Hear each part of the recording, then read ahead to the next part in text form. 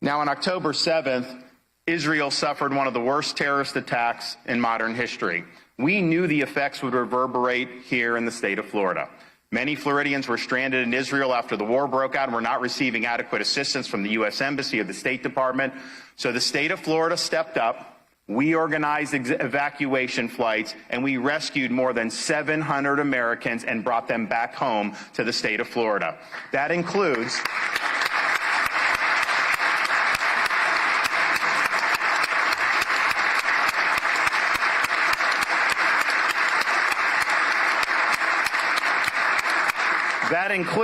Allison Zur, her husband, and 2 children that were on one of the flights that we brought back from Israel. They are here joining us today.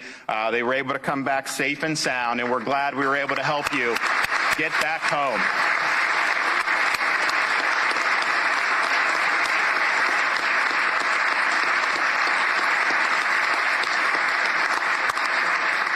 But we didn't stop there. Thanks to the help of the legislature, we were able to sign legislation after a special session where we passed expanded sanctions on the country responsible ultimately for these heinous attacks, the Islamic Republic of Iran.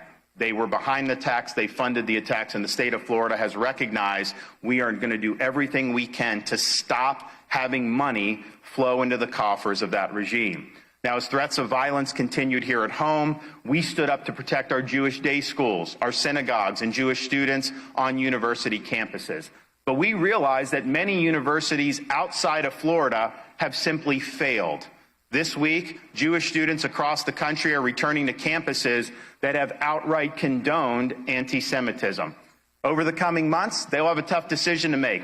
Do they pack up and leave, or do they stay and continue to endure a hostile environment?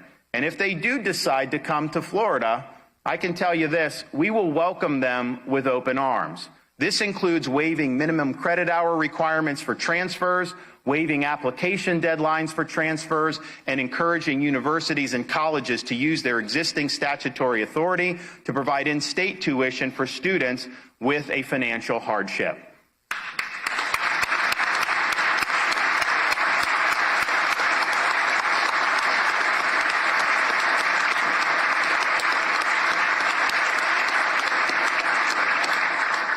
The pro-Hamas activities and rampant anti-Semitism that we've witnessed throughout the country on these campuses has exposed the intellectual rot that has developed on so many university campuses over the years.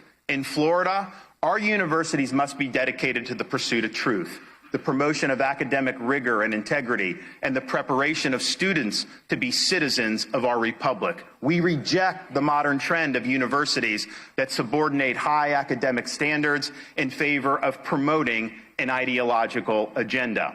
To this end, we have eliminated so-called DEI from our public universities.